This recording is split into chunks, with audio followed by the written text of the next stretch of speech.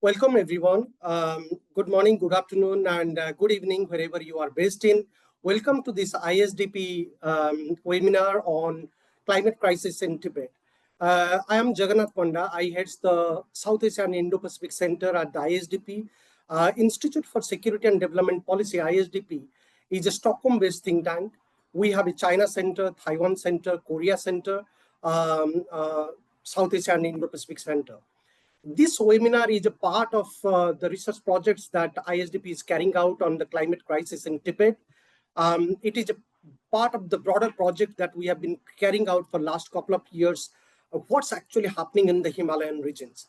As each one of you must be aware of the fact that there is a lot of activities are happening, not only in terms of China-India boundary dispute, but also in terms of infrastructure building, on the Chinese side, on the Indian side, across the Himalayan belt by various smaller countries in the Himalayan valley, including in Nepal, Bhutan, Bangladesh, and Pakistan. We are fortunate today to have this webinar as a part of our ongoing seminar series on Tibet. The idea is to discuss what's actually happening in Tibet as far as its climate and environmental aspects are concerned. We know for a fact that there is a lot of activities, military infrastructure, civilian infrastructure, a lot of rail and road constructions, and also including a lot of civilian and military infrastructure has simultaneously been promoted in Tibet for a long time by the Chinese government and by the Chinese Communist Party. But what is interesting to know that the world has actually not discussed about the climate change that is taking place in the Tibetan regions, affecting the glaciers, melting the glaciers, and also, most importantly, how is it really affecting the livelihood in the broader Himalayan belt. We had a range of webinars. In fact, the first round of the webinar on climate crisis on Tibet, I covered about the infrastructure developments in the Tibet and how infrastructure development was actually affecting the climate conditions in Tibet. Then the second round focused about the mining exploration in Tibet, the way the Chinese government is engaged continuously in terms of going for mining exploration. That is also hugely affecting the ecology of Tibet and the broader Himalayan region. The third series of this webinar focused about water diversion project, the hydropower plantations program by the Chinese government. As you know, only a few days back, China again has announced for the construction of a new mega dam, which is much bigger than of its original 3 Judges dam that it was planning over the last 2 to 3 decades. Today's webinar will discuss in length about the militarization process, how the military developments, military modernization process in the Tibet is affecting the climate conditions in Tibet. In order to discuss this, we have a fantastic set of experts who are well known in the China studies discipline, as well as they have done excellent work on the Chinese military and security aspects. We have first a scholar and a well-known experts on the subject, Dr. Shinji Yamaguchi.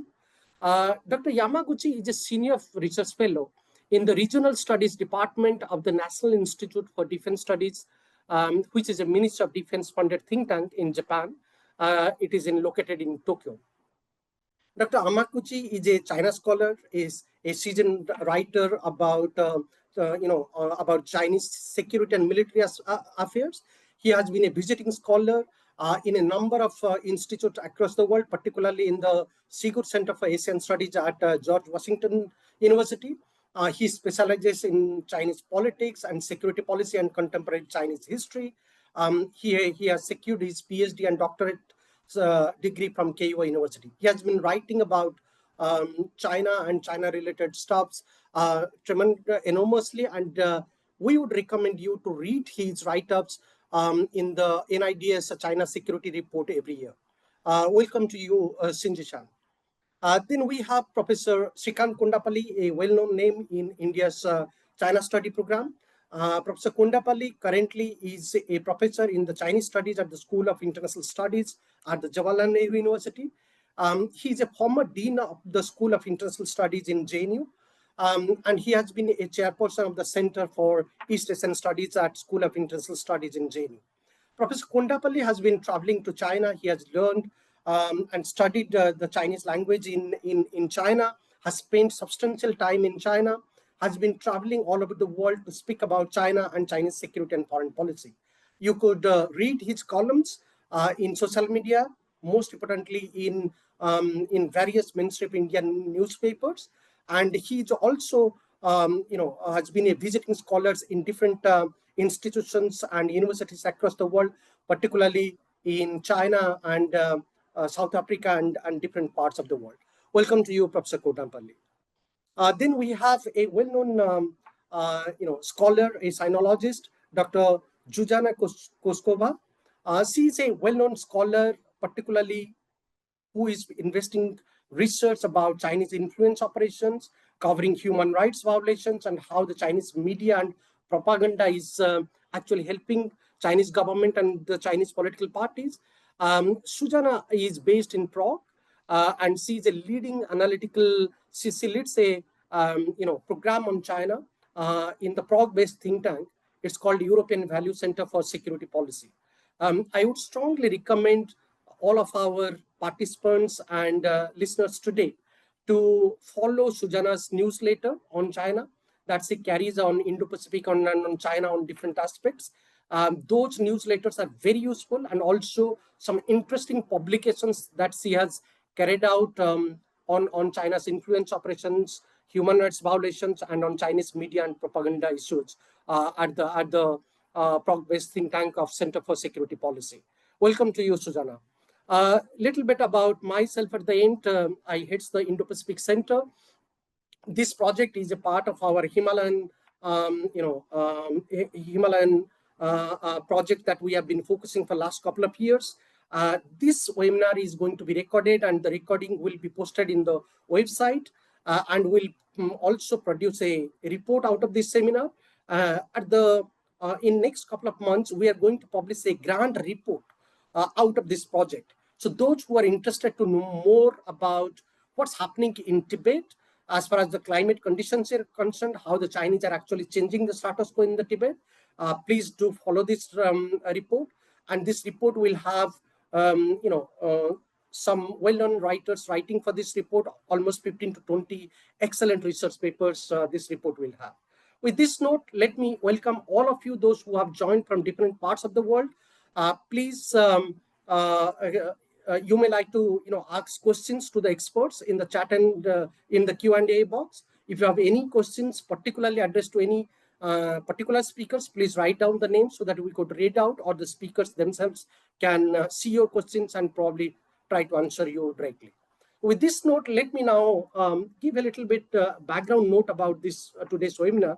We know for a fact that Tibet has been in discussion for many years.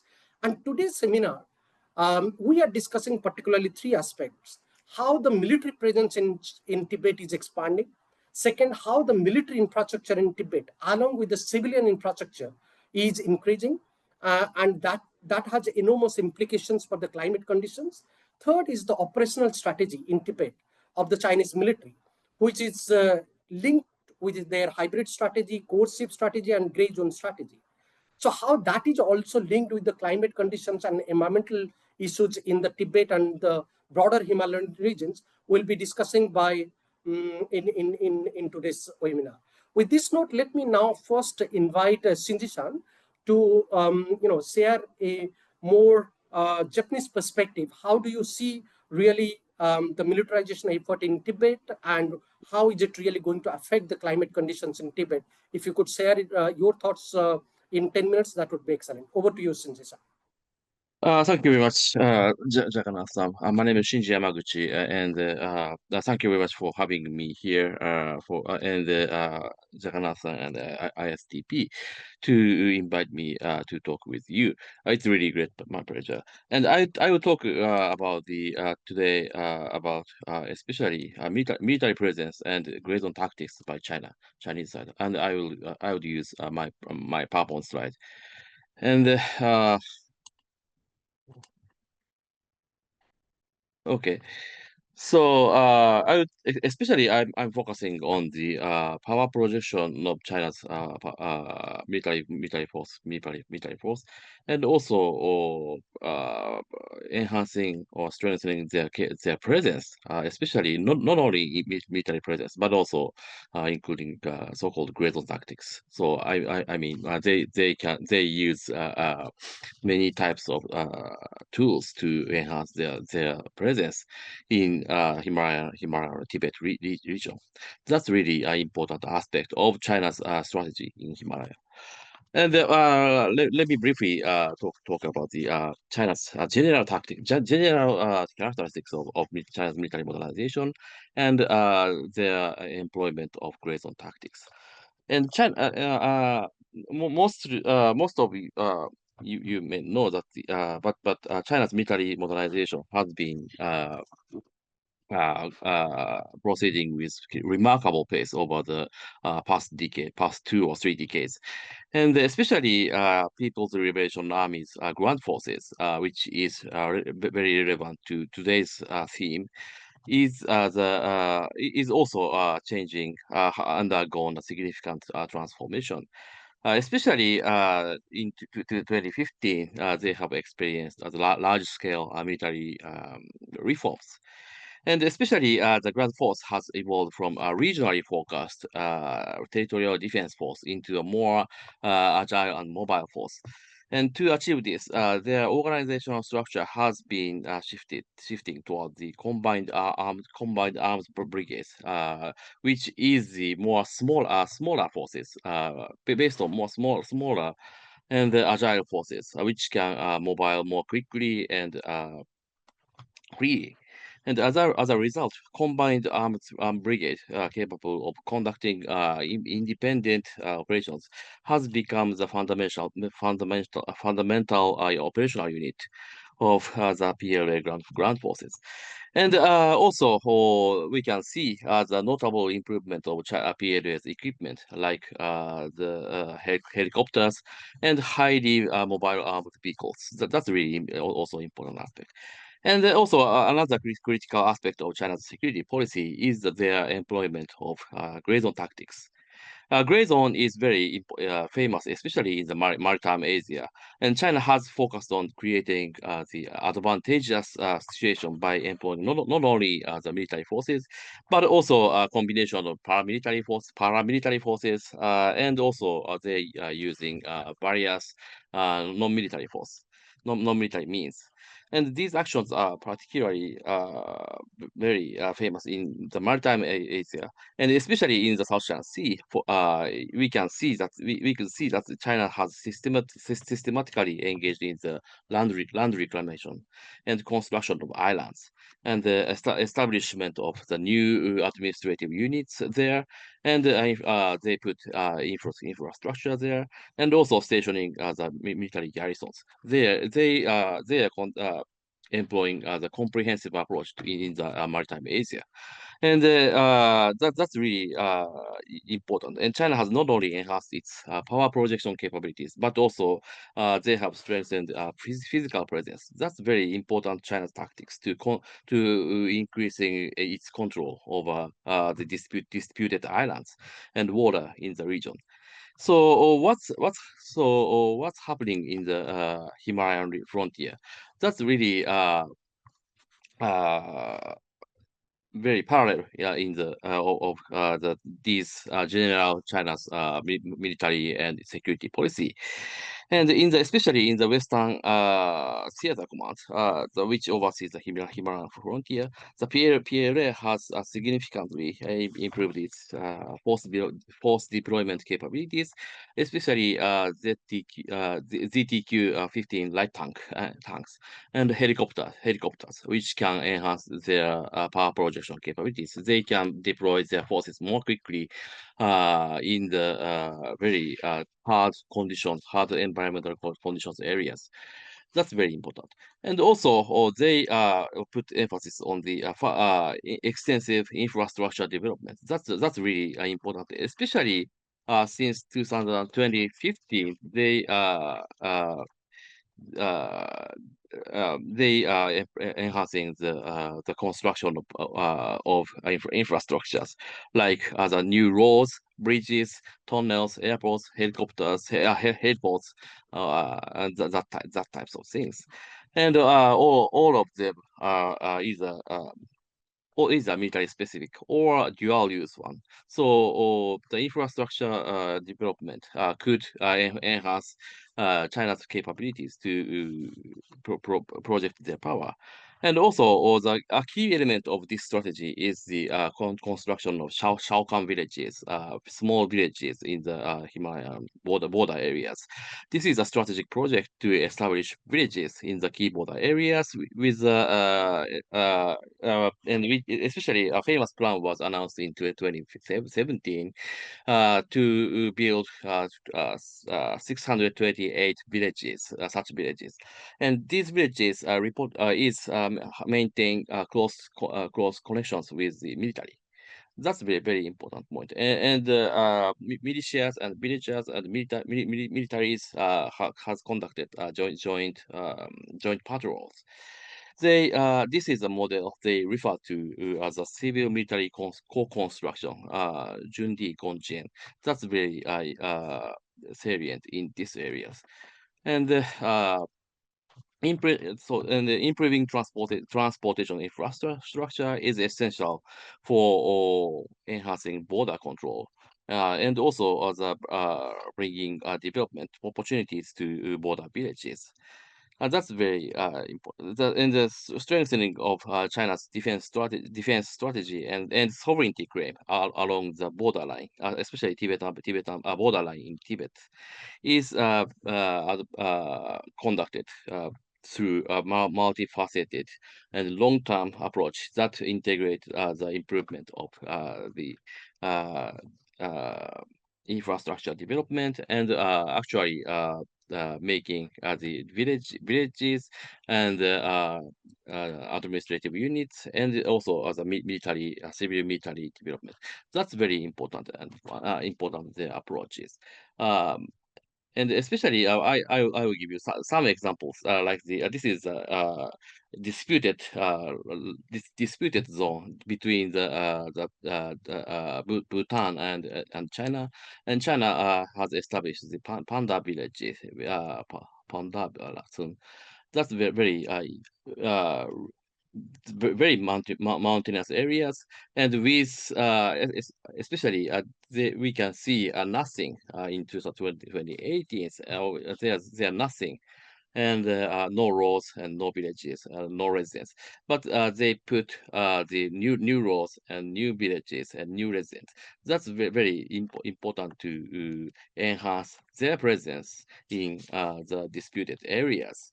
And this is very comprehensive one because we can as we can see this is a panda town, but there are so many sorry, this is Japanese, but there are so many military related facilities around there, so it's really uh how should I say, combo. It's like combo. So that's very important approaches. Actually, I have there are so many such examples. But I think we have no time to go through here. But actually, there are so many things like for example, in the eastern sector. Between the borderline between China and India, we have seen so many such villages, construction of such villages, like this, especially Medoc areas, which is the uh, recent dam project is located in this area. But not only dam construction, but also many village construction and also military control posts. So that's also the comprehensive approach, example of their comprehensive approach. And also, I can add that by construction of military or villages and constructing roads, which could, I'm not the expert on the ecological or issues, but we can easily see it could affect the environment of these areas. We can see the many how should I say that, scratches in the mountainous area. And lastly, in the western sector, which is the focal point in the China-India military crashes. In these areas, very sparse, less populated areas, but we can see so many China's military posts. But we can see less village construction, but still we can see some village construction in these areas, and also China constructed new strategic road in these areas, which could imply that in the near future, China could employ similar tactics in these area. I mean, western areas as well, not only eastern sector. So lastly, in conclusion, what I want to suggest here is that China's approach is very comprehensive one, not only military presence, but also not only military power projection, but also military presence and administrative or civilian presence is also a very important part of their strategic approach. And also important point is ecological fallout is very also that's very interesting point, and I'm not the expert on that point, but we can expect the ecological fallout. And lastly, as for Japan's role, Japan is not of course not a direct participant or player in this region, but still I can say that especially the Japan India cooperation on, for example, infrastructure development is very important, and also Japan already started some project to cooperate with India to making creating constructing roads or bridges. That's very important to keep the power balance in this region. That's one of the very important approach Japan can take. I'll stop here. Thank you very much. Thank you, Sujisan. I think those were very useful remarks. I do agree with you. There is a comprehensive approach, and that's why we run this project in parts. We have been discussing about mining, infrastructure, railway, and other issues, including the water diversion projects that the Chinese are carrying in the Tibetan Plateau. But your points are well taken that it is definitely going to affect environmental and the forest deforestation in the Tibetan regions. We'll come back for further discussion on these issues. Now, let me invite Srikant over to you, maybe 10 minutes or so. You are muted. Yeah. Thank you, Jagannath. Good afternoon to all the fellow panelists. Good to see you, Yamaguchi-san. The presentation I have is on the militarization in Tibet and the fallout on the climate issues. So some basics to start with. Tibet is about 2.5 million square kilometers. Generally, China suggests that it is about 1 odd million square kilometers. This doesn't include Amdo and Kham, which are integrated now in Qinghai and in Yunnan and in Sichuan provinces in 1965. The 6.3 million Tibetans, but 7.5 million Han Chinese. So Han Chinese dominate the Tibet area, and this is important to note because much of the infrastructure projects, tourism, investments are catering for the Han Chinese rather than to the Tibetans. I think this factor we need to keep in mind.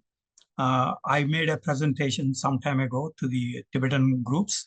One young member of parliament stood up and said, so please tell me, this white paper is saying about so many hospital beds, so many 10,000 schools, colleges, etc.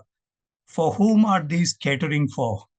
And I had no answer because the devil is in the detail, and the Chinese don't provide you with the details of who exactly are these students, workers, so on and so forth. So generally, most of the Han migrants are part of the prosperity in Tibet.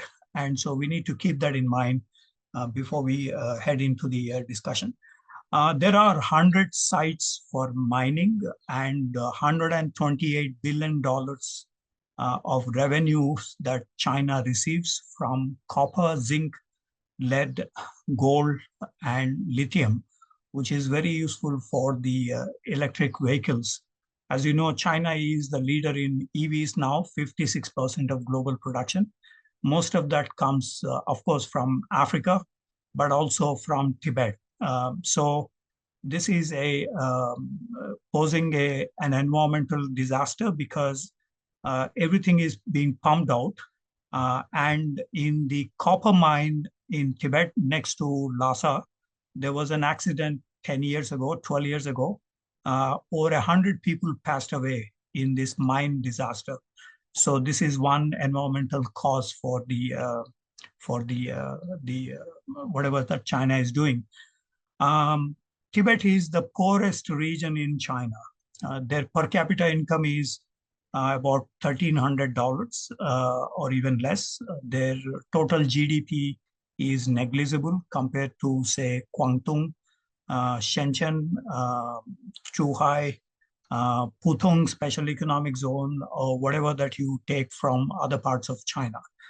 So this is one of the poorest, and the statistics do not really match because the government says there are 22 million tourists, so much of output, but the Tibetans are poor.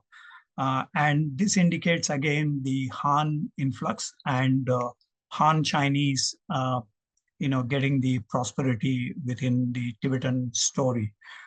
Infrastructure, 120,000 kilometers of roads, 4,000 kilometers per annum.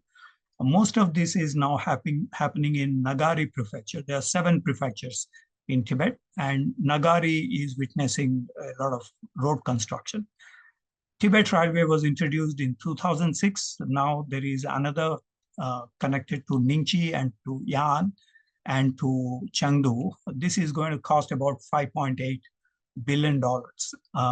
Glacier meltdown is estimated at around 15% in the past 5 decades. So the permafrost is melting and there is a problem here for the Tibet Railway. Water is 1.8 billion dependent people on the downstream Southeast Asia, South Asia, China, and other countries. You did mention about the South-North River Diversion Project. 2 of these were completed, and the last one, project completion date is 2050, where they would transfer the Yarlung Zampo water, some 18 billion cubic meters of water to be transferred upstream. And this is going to be a big issue in the downstream countries in Southeast Asia and South Asia. This is what we generally call as weaponization of water. So that is one issue that is going to come up. The total investments that China made is about $250 billion till about roughly 2020. After that, the 14th five-year plan, $94 billion pumping by the central government. 95% of the entire Tibet budget is borne by the central government. So you could see the entire focus here by the central government. PLA in Tibet is estimated to be around 120,000 troops after the demobilization process. First one was in 1987, or 1 million troops were reduced at the time. I want to emphasize on this because most of those demobilized troops went into SOEs, state-owned enterprises, and also to PAPF, People's Armed Police Force, and to the militia, reorganized militia. Why I say so? Because much of the construction work is done by the SOEs. For example, the copper mine, the gold mine is done by a state-owned enterprise whose employees are mostly the former PLA, PAPF, or militia related, or most of them, of course, are party members, Communist Party members. So we need to keep this in mind before we discuss those aspects or other aspects. PAPF is said to be around 50,000, and the militia is now being organized into 5 militia: Snow Eagle Air Patrol, Snow Dove Polar Communication Team, Snow Wolf Extreme Climbing Team, Snow Fox Alpine Express Team, and Snow Mastiff Plateau Resistance Team. These are reorganized militia, which means that they're going to be a big force in the near future. Since there is a mention about the roads and railways and other things, this is important that most of these construction workers were protected by the PLA, PAPF, and others. So while there is no direct role that the PLA has, when I read a lot of Chinese stuff, they keep mentioning that the PLA, PAPF have basically a supporting role in the construction activity, and they say that they are basically facilitating the construction work, infrastructure projects, and others.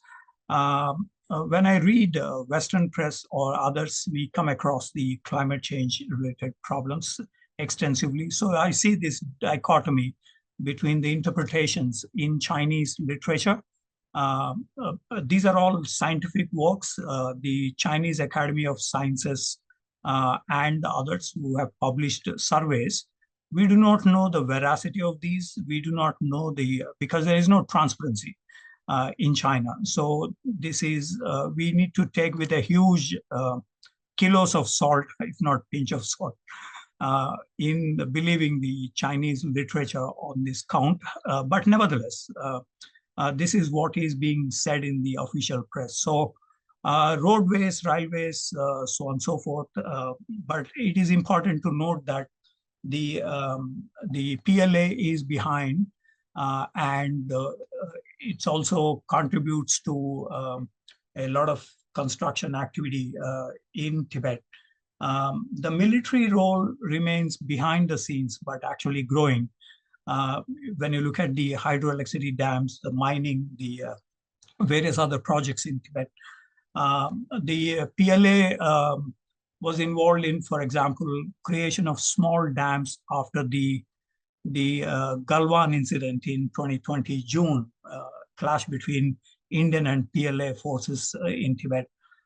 Or last week, Premier Li Qiang went to the construction site in Yarlung Zampo, the super dam. 60 gigawatt projects are supposed to be raised by this $137 billion investment. There is a PLA role here, but generally in the background. But what is important is that we see PLA plays a strategic supporting role in all the construction, dam construction, infrastructure, mining, and other related matters. When you have this, for example, the Ikung landslide dam flood 25 years ago, the PLA engineers dynamited the blockage to prevent the burst of the river. Or the Brahmaputra floods in 2020, the PAPF, People's Armed Police Force, rescued more than 5,000 herders and livestock in Shannan prefecture, another prefecture. Or disaster reconstruction, they are involved. But these are all Chinese reports which paint a positive picture. But the negative one is in terms of the destruction of the environment itself, whether it is in glacier related or mining or others. China introduced nuclear weapons into Tibet in 1971. And there are vast underground facilities, 17 radar stations, 8 launch sites at Tachaidam, Xiaotiaidam, and Talinga. They deployed DF-21 medium-range missile systems And today they are modernizing the Yumi base in Xinjiang, and also another for the ICBM silos. And these are also set to be utilized in the construction activity. There is a British report about the use of nuclear detonation for the change of rivers in Tibet, and this also created a lot of environmental related issues.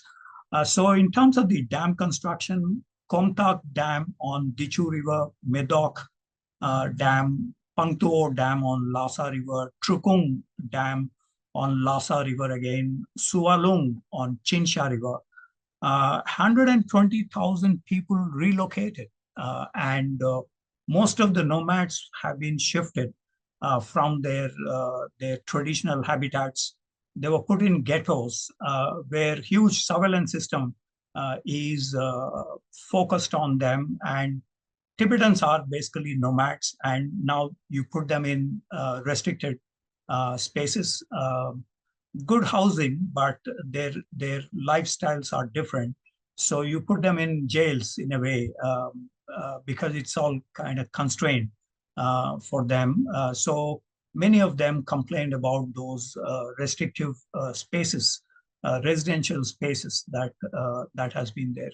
Mining, the Gyama copper mine is set to generate about 200,000 tons of copper concentrate. But as I was mentioning before, 2013, there was a landslide disaster and that killed about 83 workers. We don't know whether these are Han Chinese workers or Tibetan workers, but what is important is there is a disaster and people passed away with the mining sites. Then you have also the issues related to the Chulung copper mine. This has the global world-class deposits, 10 million plus tons of copper being extracted here. But there are other, mining facilities. For example, the gold mine, lithium batteries, lithium production, which is important, of course, for clean energy and technological industries, but even defense industries are involved in the extraction of these minerals. So the PLA is involved in the sense of costing the Commission for Science and Technology for National Defense is also involved in these Chulung copper mine, which is just about 60 kilometers from Lhasa, and Hwatung mine in Tibet. This is also kind of party state backed, and Luopusha chromite mine, and this is the largest chromite mine which produces the stainless steel products, but there is a lot of declining in reserves. So what has happened is that for these mines you require millions of tons of water to clean and transport. So that is getting released into the water in the rivers, and that is polluting the rivers. So that's the basic problem here in terms of the mining. And in addition to the disasters, we also see the rivers are getting polluted with these heavy mining that has been undertaken by the state-owned enterprises, but also backed by the PLA and PAPF. Mind you, PAPF has some 14, 15 types of troops, and one included is the Industrial Security Force, or protecting the mines. They protect the mines. And we frequently come across reports about the PAPF and the locals fighting with each other because the mines are so lucrative. Everybody wants to control. There are fights between the PLA and the PAPF. There are fights between the PAPF and the civilian administration, especially in the gold mine, in the lithium mine, because these are kind of very precious in nature. So there is a lot of tussle for control over these Iron ore in Nishung iron ore, where there is a lot of steel production, useful for the infrastructure development and manufacturing. There is borax and boron minerals at Chapuye Lake, Salt Lake in Chagyap County, where they make glass, ceramics, detergents, and also used in agriculture. Lead, zinc, major deposits in Tashinkau, where they produce a lot of these used in batteries, alloys, and industrial applications. Uranium, which is also very important.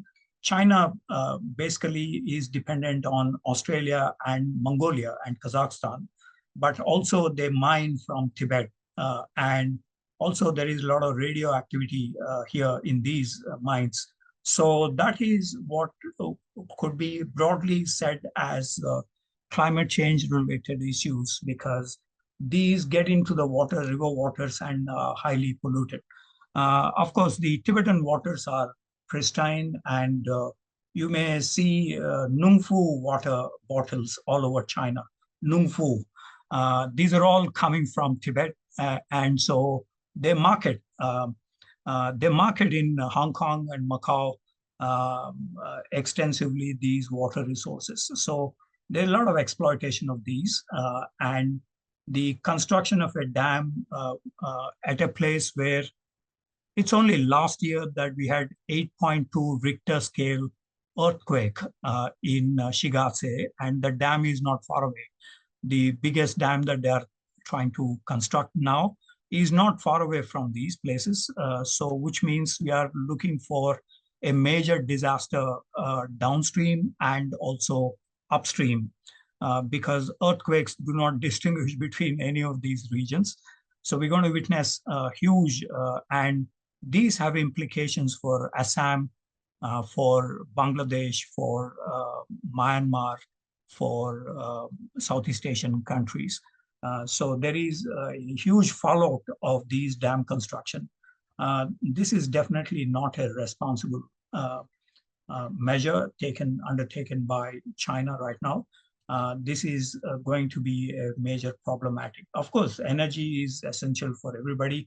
It's clean energy, yes, but it is in the fragile regions. So that is one. In terms of the biodiversity, another element, glaciers, mining, biodiversity, and we see a lot of these wetlands getting disappeared in the past 50 years, according to the Chinese Academy of Sciences. And they have no good news on this aspect.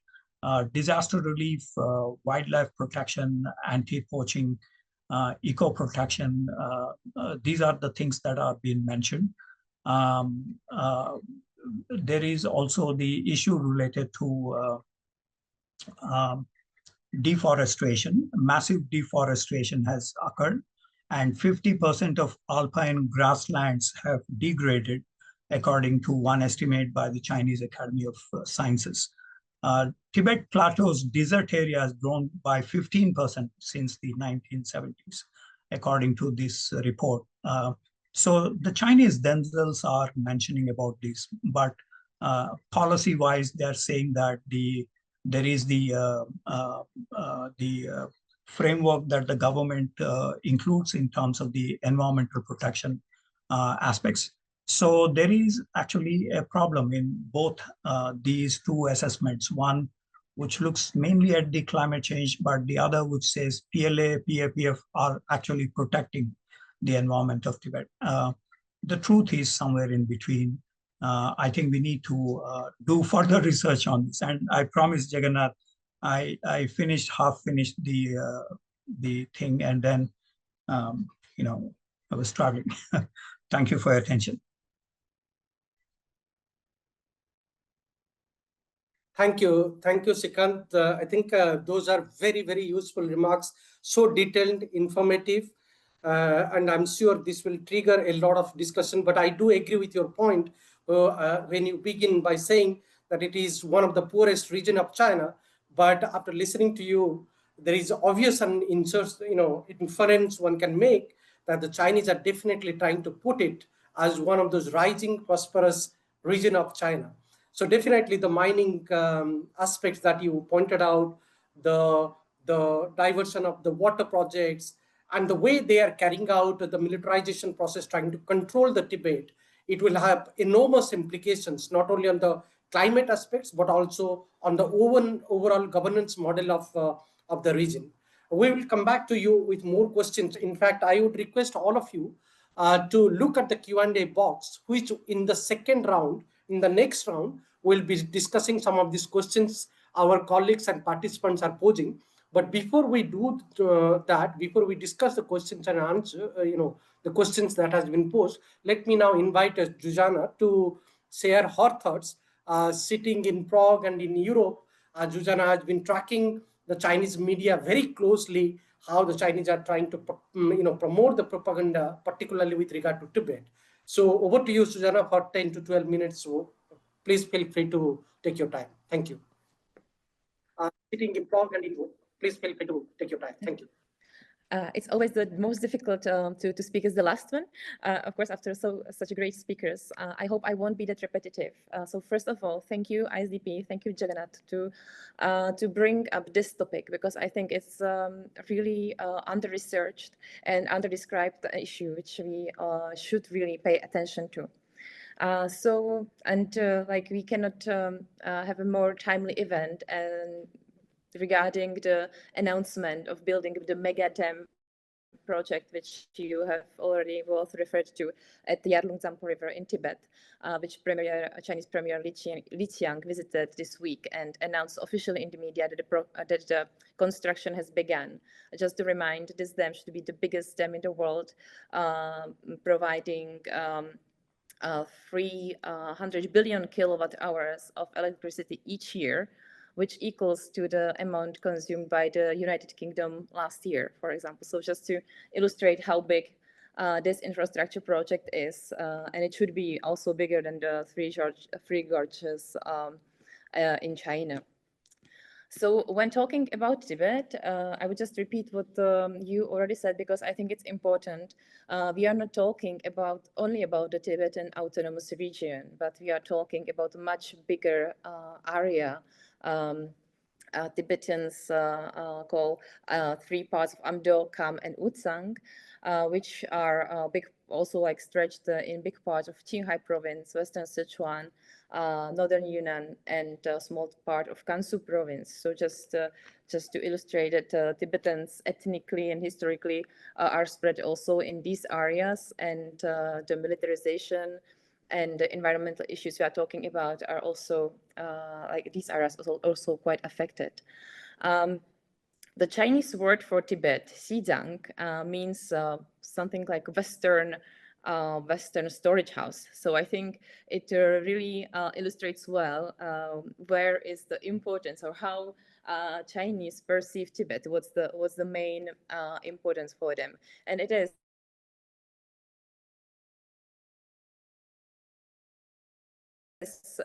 true. The natural. Jujana, it seems we lost you for a moment. Would you please repeat?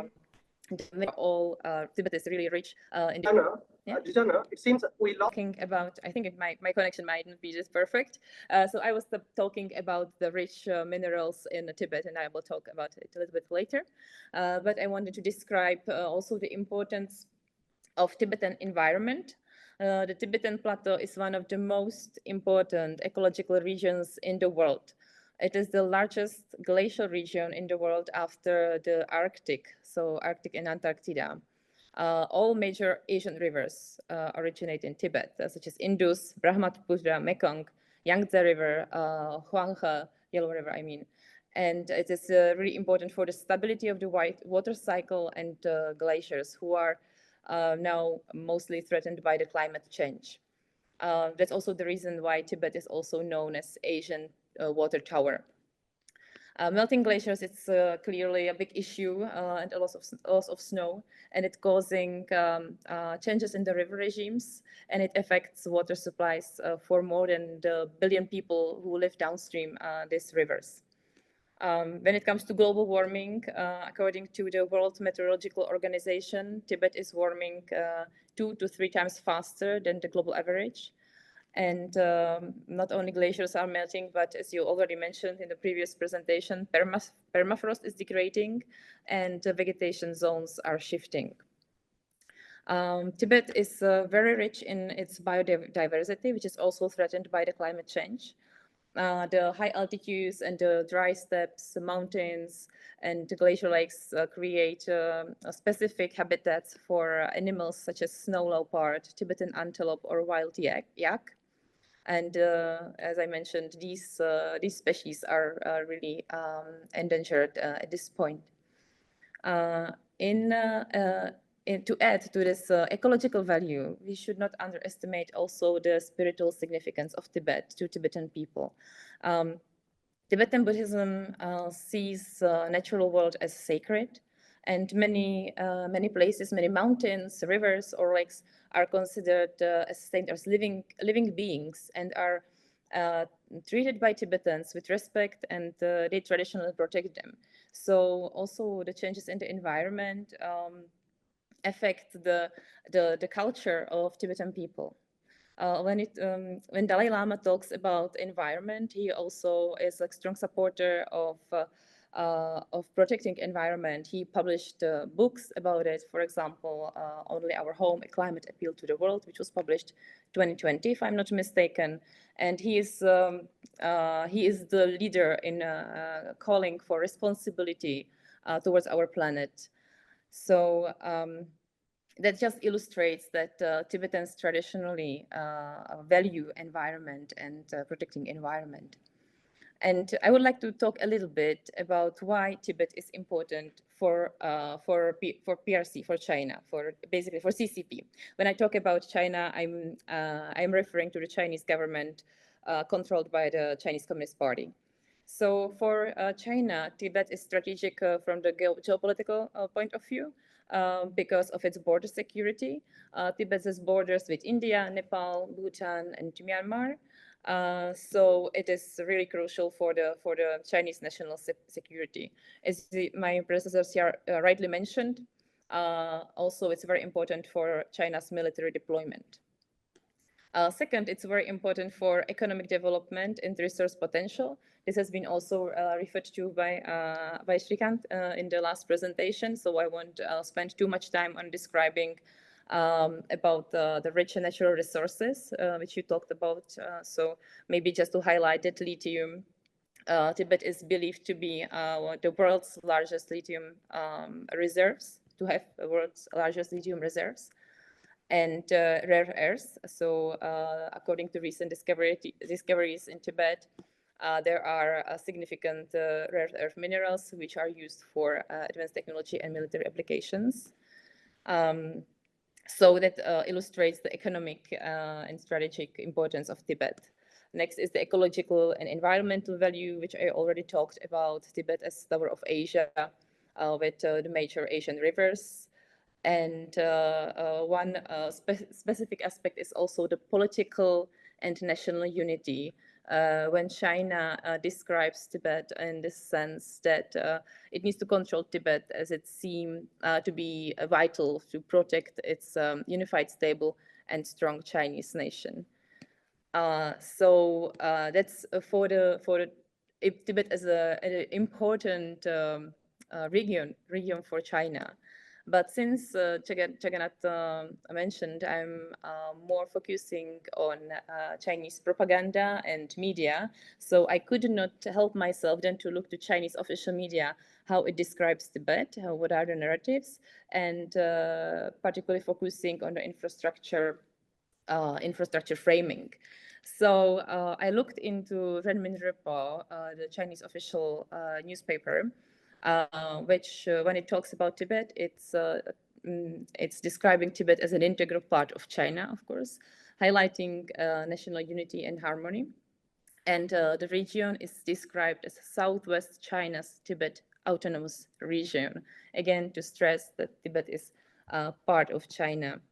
The main topics, at least on the pages of Renmin Repa, on the People's Daily, are socio-economic development, ethnic and religious harmony, and historical narrative. And some topics are highlighting historical narratives and legitimacy of CCP ruling the backwarded Tibet.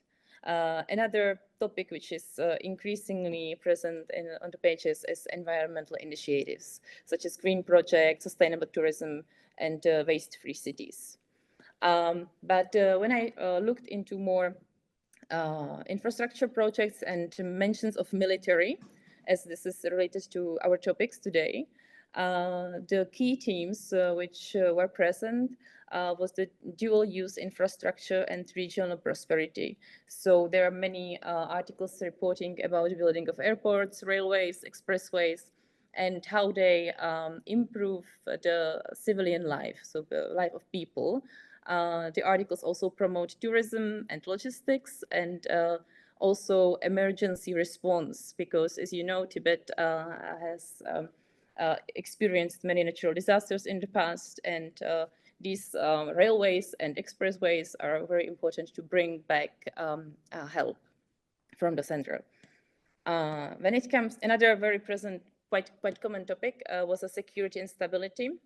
So Renmin Report often refers to the infrastructure as an essential for national defense and border stability. But what is interesting, without emphasizing the military buildup. So they talk about building these projects, these villages, but the military is always somewhere hidden between the lines. And again, these are vital for responding to emergencies and strengthening comprehensive transport capacities.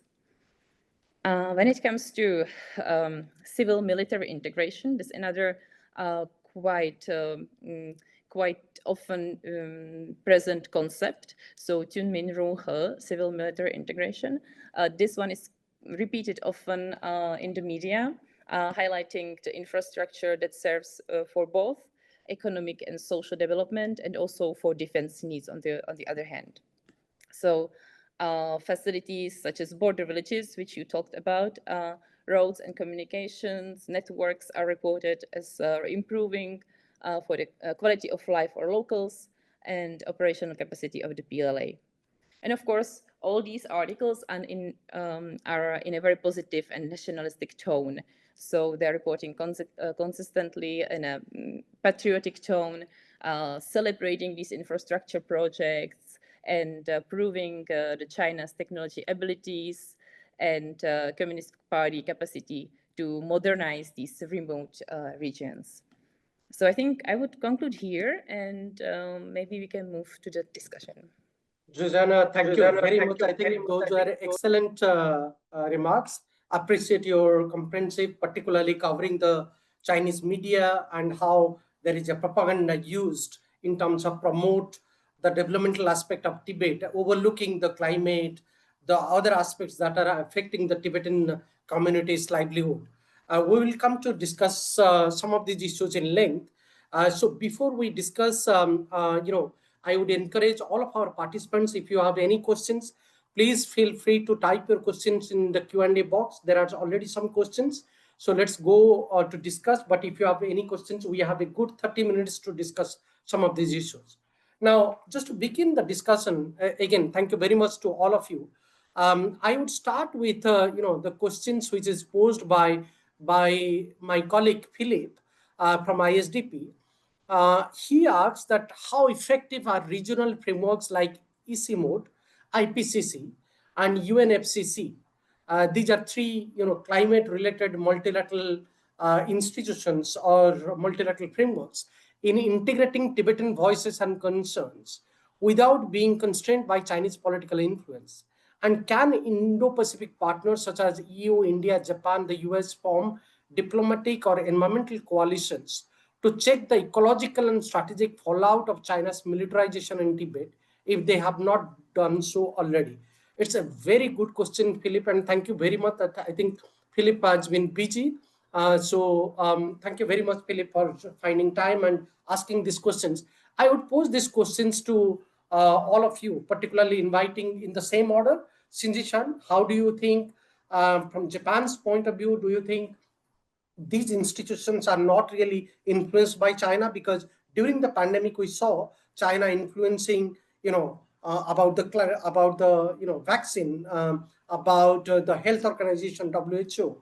So, do you think these multilateral forums are still not really influenced by China, and how should we collaborate among the Indo-Pacific partners? Over to you, Shinji-san. Yeah, thank you very much. I have 2 points. One is that I don't think I think that the China basically sees these types of regional or multilateral forum as the field of struggle to win over their superiority in the narratives or interpretations. So I can imagine that China would use try to say that it is part of the Western or India's plot to discredit China's legitimate approaches or whatsoever, legitimate developmental approach or something like that. So it is kind of so it is very somewhat difficult to directly to China's approach by trying to use these multilateral forum that's one thing. Secondly, however, it is very important to keep transparency in about what China is doing in the Tibetan region. That's very important because the China's approach, like the infrastructure construction, is sometimes very effective when we don't see the strategic meaning of this effort. When we see these efforts as just for economic development, good and very beneficial to local people's projects, then we will miss the importance of strategic importance of this move. So the transparency is very important, and so in that for keeping transparency, then I mean in Japan, India, EU or other countries can cooperate more. That's my response. Thank you. Thank you very much. Thank you, Shinji-san. In fact, before I come to you, Srikant and Jujana, there is a follow-up question on the same issue asked by Mariana Lazanja. She's asking, are any of these issues concerning Tibet ever discussed even within the Shanghai Cooperation Organization? So, what do you think? I mean, how neutral are EC mode, IPCC, UNFC? Are they really influenced by the Chinese? And as a follow-up, do you think that even organizations like SCO has ever discussed? Maybe we would start with you, Srikant. Yeah, well, simple answer is they were never discussed in Shanghai Cooperation Organization because these are basically, with the exception of a few states, all are authoritarian states. They have no concern about the civil society or the human rights issues or NGOs or whatever. Most of these are very authoritarian. So they cannot address the civil society concerns of the Tibetans. That's a simple one. But on the larger issue Anna raised on ICI, MOD, IPCC, UNFCC, ICI MOD is focused on Hindu Kush Mountain. So there is hardly any Tibetan voice there. But the IPCC and UNFCC, they could have raised, and the Tibetans actually took some space in these forums to raise the issues of climate change, glacier meltdown in the UNFCCC meetings. But nevertheless, it was not very effective. That's a problem. They raised the issue by demonstrating outside the meetings. I know many Tibetans have gone to these forums, such as the climate change related Paris 2015, Lima, Durban, all these meetings, what I heard was they were demonstrating outside and people were deciding everything inside the room.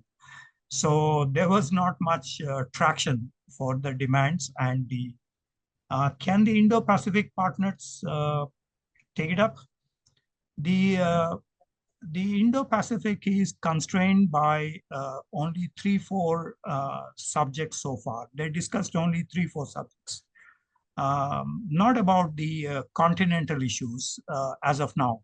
They discussed maritime, they discussed critical technologies, they discussed vaccines. Of course, they are now discussing climate change, but nobody is touching the Himalayas. Nobody is touching, it looks like they are like the old Chinese women have the tied down feet. Many of these countries also have tied down their own feet. They fear a lot from one country and they don't raise any issues. Right. Thank you very much. And I do agree with you, Srikant, because among the Indo-Pacific power, there are few frameworks, particularly if we talk about the Quad frameworks. Within Quad groupings, there is a climate change groups is there. They are discussing about different aspects of climate issues, including marine ecology and environmental issues in the Indian Ocean. But they are overlooking the climate issues in the Tibet and in the Himalayan regions. So therefore, I think this webinar and also this study is useful in this context, that we need to really raise it at the Indo-Pacific level, at the wider international level, to talk about that the boundary disputes are different. Those are national security issues, particularly disputes between those involved countries, like the South China Sea, the claimant countries. The China-India boundary dispute has to be resolved bilaterally by China and India. But there are greater issues in the Himalayan regions, in the Tibetan regions, including the climate issues, which needs greater attention at the Indo-Pacific level. Maybe, Suja, you would be encouraged to share your thoughts, particularly from the European point of view. How do you really see some of these issues?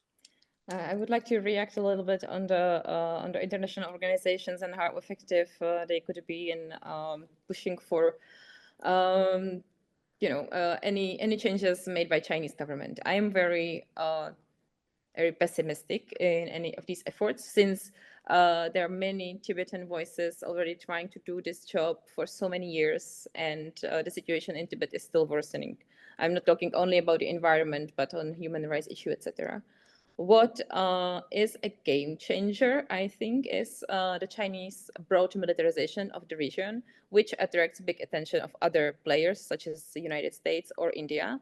And for the pragmatic reasons, mainly, they are focusing more on Tibet now. So they are researching the area. So I think this is a game changer and can help also with the other topics, such as human rights violation and environmental situation in Tibet.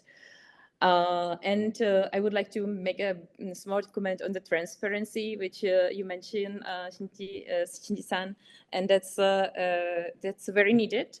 But China does not allow to any foreign researchers to go to Tibet. Not only to China, but to Tibet. It's almost impossible to go there. So we are dependent on OSINT tools like satellite images or media or reports, but it's almost impossible for any independent researcher to get the accurate data. So just brief comments on this one. Thank you, Zuzana. There is also a few other comments from our ISDP colleague, Yifei Chu. He asks to Professor Kundapalli in particularly, that I would like to ask him about the recently inaugurated Yarlung-Jangpo Dam. Despite India's expressed concern, its position seems more restrained and amid improving India-China relations. Nevertheless, China remains firm, insisting this is a matter within China's sovereign territory.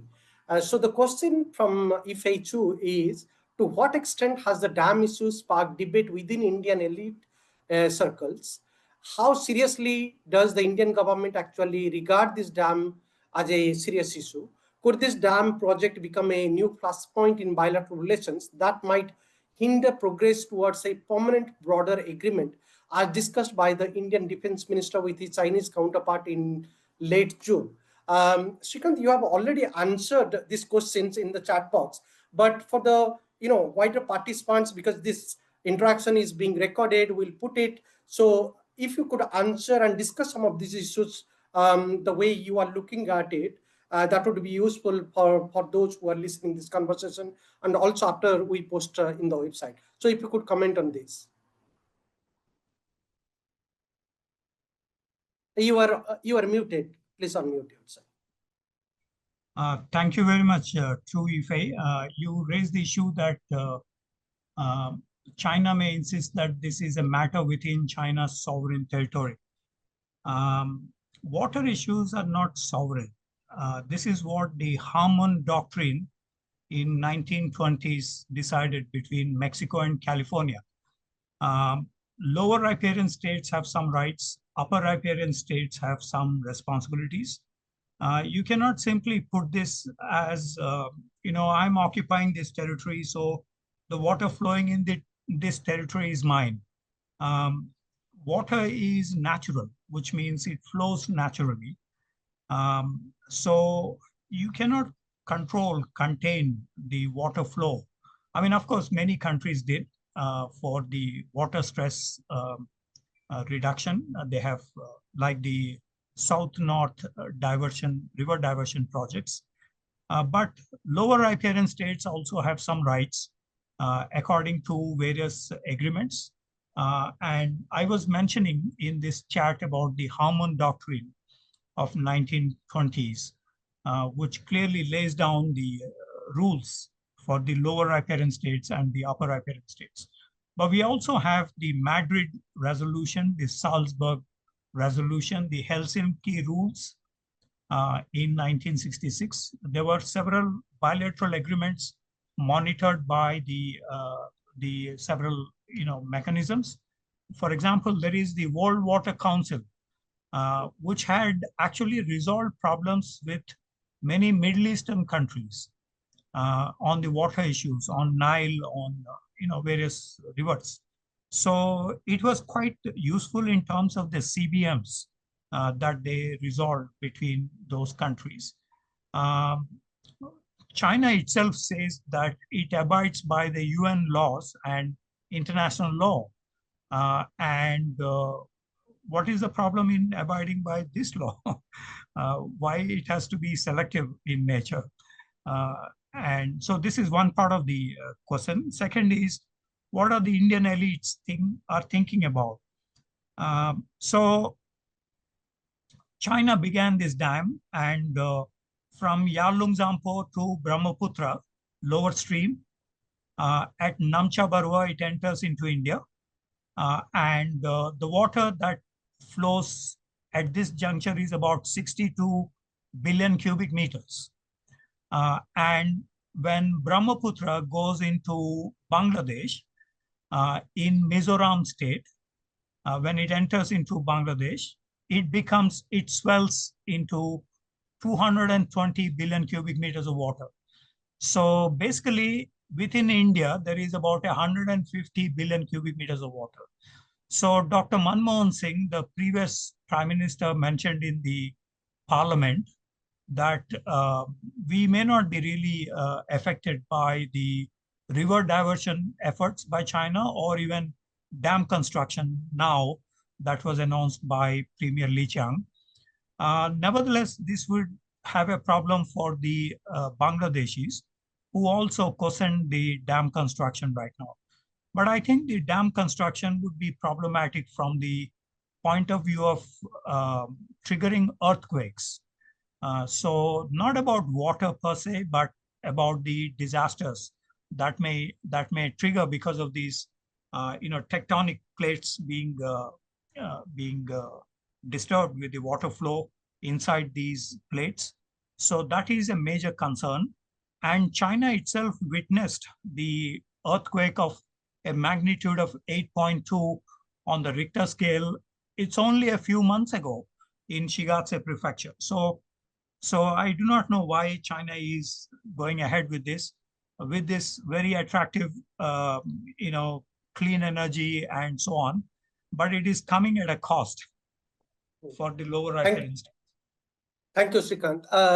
Susanna, I saw in the European media, this issue also has been mentioned and highlighted.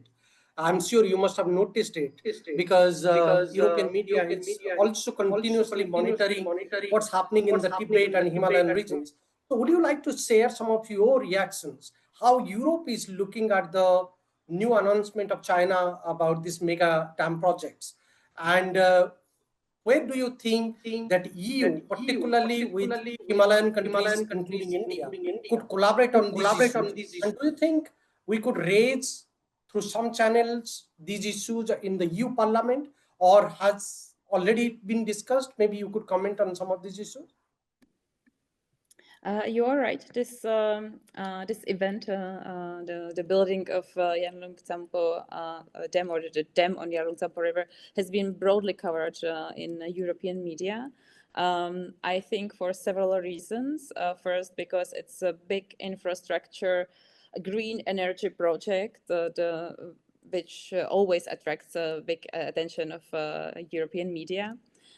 Second, because it's perceived also as a threat for all the reasons you mentioned, Shrikant.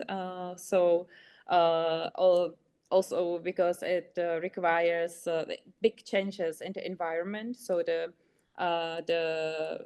whole area will be flooded. Basically, people will have to relocate. It will have big effect on the environment, etc.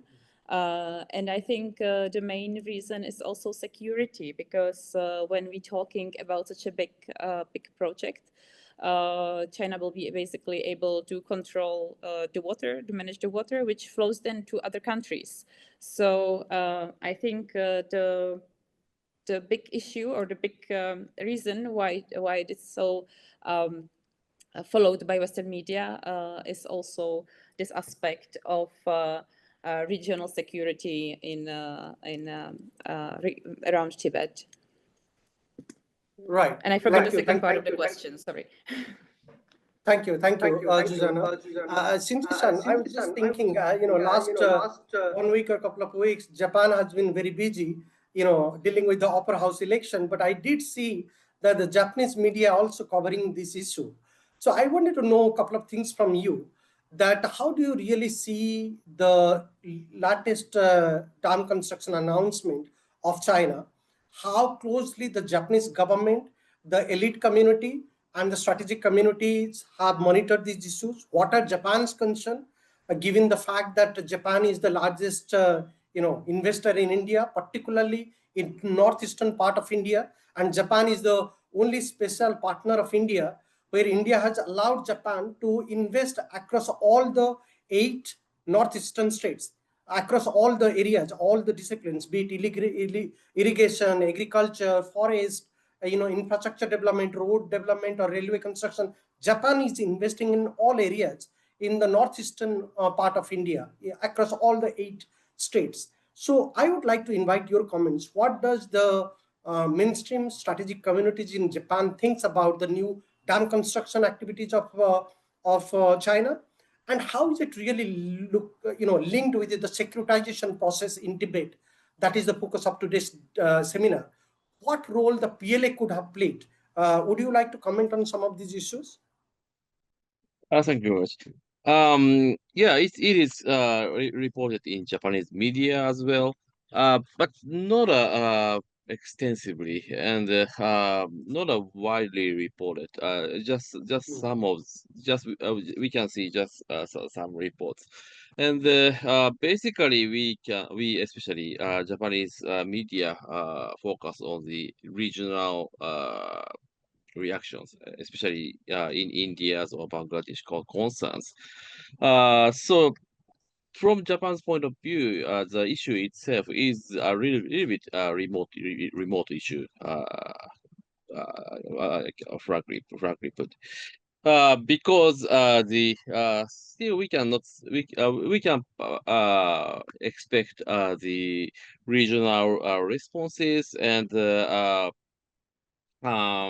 possible negative implications for the South China, South Asian security situation at large. But still, for Japan, the we cannot see the concrete effect of the or implication of the dam construction to the regional situation or more concretely Japan's investment at large. So for Japan, yes, we are concerned about the situation and watching carefully. But still not in Japan, we are not how should I say well aware about the importance of the impact of huge dam construction in this region. That's I think the current situation in Japan right now. Thank you, Shinji-san. Yep. That's very useful. Thank you. We are still left with 5-7 minutes. So one last quick comments I would invite from all three of you.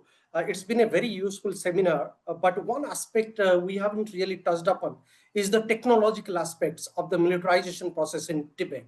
Would you like to comment like how the Chinese are really going ahead? Not only there is a militarization effort is going on, but also they are trying to have a lot of technical, military, technological equipments in Tibet to monitor the activities across the border, also manage the resources, be it mining resources or the water diversion projects. So the technological equipments or implantment of technology in the Tibetan plateau is becoming one of those highlighting story as far as development and urbanization of the Chinese are concerned. So would you like to have a few quick comments? How technology is playing a role in terms of China's militarization effort? Maybe we'll start with you, Srikant, first, and then Sujana, and then we'll end up with Shinji-san. Thank you, Jagannath. I think it is a very interesting one. China's launch of Beidou series of satellites, 5G and now 6G preparations in telecom.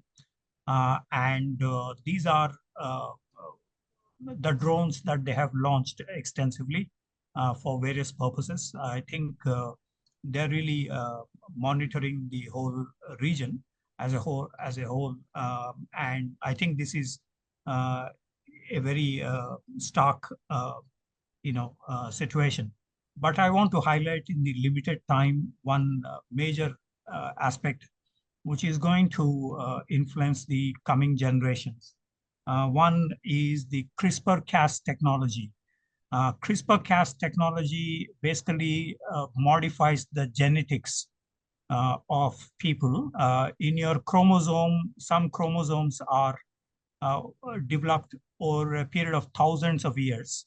And the Tibetans have oxygen content retention in their red blood corpuscles, RBCs, and China wants to now take away that from the Tibetans and inject into the Han Chinese.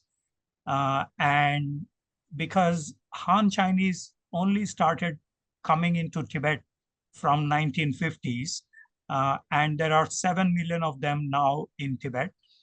Most important for the military purposes, which is our topic, they want to now inject into the Han Chinese soldiers so that they can stay back in Tibet for ages. Because of the low oxygen content in the Tibetan plateau, roughly around 18 to 20% oxygen availability. So they want to now modify genetically from taking away the extracts from the Tibetan chromosomes and inject into the Han Chinese so that they can stay back in the plateau for a long period of time.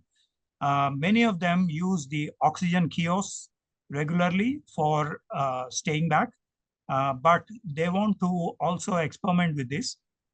This is, I think, also has some dangers in terms of the genetic modification over a long period of time. Yeah. Thank you, Srikant. Appreciate. Jujana, over to you. Over to you. Yes, thank you. That was very interesting. Yeah, for the technological aspect, we didn't too much talk about the building of mobile towers and internet. So the expansion of the digital infrastructure in Tibet as well. When I was in Tibet last time, I remember it was July and Dalai Lama had birthday, and whole month the internet was shut in Tibet because they were afraid of Tibetans exchanging messages and congratulations messages and gatherings. So that was interesting. I think technology is also used. I think technology is also used in Tibet to control people, and COVID-19 pandemics and also the previous. Developments in Tibet brought in a lot of cameras, CCTV cameras, and other technology which basically control the community. But when I come back to the militarization topic, the official documents, CCP and Xi Jinping himself really stress in their official language the technological aspect of development. So there's big investment in modernization of PLA, research and development and technology. And we can see it all across the military in China as well. So I think that's what I wanted to add on it. Yeah, thank you, Susanna. Thank you, Citizen? Citizen. Yeah, what Srikant-san and Susanna-san mentioned is really interesting, and I would add that basically information superiority is very important for China, and I raise one item is the unmanned vehicle or UAV. That's very important already, very important, especially PLA use so many UAVs to support logistical support or information reconnaissance or and so on. So they already employ such capabilities, but we can easily expect more, and especially among the people to more like the robotics. That's the important development, especially as a hard and a very difficult environment like Tibet. These capabilities are really technologies are really important.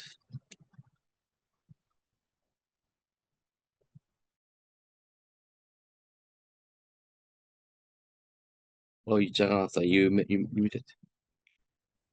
Thank you, Citizen. I think it's been a very interesting and useful discussion today. Thank you very much for joining us today. You three are well read, well heard on the China-related issues. I'm sure the outcome of this webinar will be put in the social media and also in our website. Those who have missed out today's webinar, definitely they are going to find this conversation very interesting. Also, to all of our listeners and those who are following us on this project, we must clarify one thing, that this discussion and this seminars and project is not one-sided. We did contact some of the Chinese scholars to speak in our webinar. They did not really agree. In fact, we did try to organize one special webinar panel with the Chinese set of scholars to explain their part of the story, but eventually it didn't really happen. But we know that the difficulty lies in terms of transparency, in terms of acknowledging what's really happening in Tibet. We could understand that. No hard feeling, but I take this opportunity to thank all of you, all three of you, for finding time and to speak to us. And also I'm looking forward to read your interesting piece. And those who are also listening to us, please follow up these three experts' write-ups, which will be coming sometimes next month. And also it will be published in our grant report. So do please read us and download this project. This is one of those exclusive projects on the climate issues in Tibet we are carrying out. And also join us for the next round of webinar that we are planning sometimes next month. We'll notify once the speakers for the next webinars are finalized, but we look forward for your interesting participation and collaborations in this project and other projects. So Professor Kondapalli, Dr. Kostrova, and Dr. Yamaguchi, thank you very much for your time today and joining and sharing your interesting thought. I wish on behalf of ISDP a great evening, and also please stay in touch with us. We would love to have you for our future program and future events. Thank you very much. Have a good evening, and best of luck for your next events or next assignment this week. Thank you very much.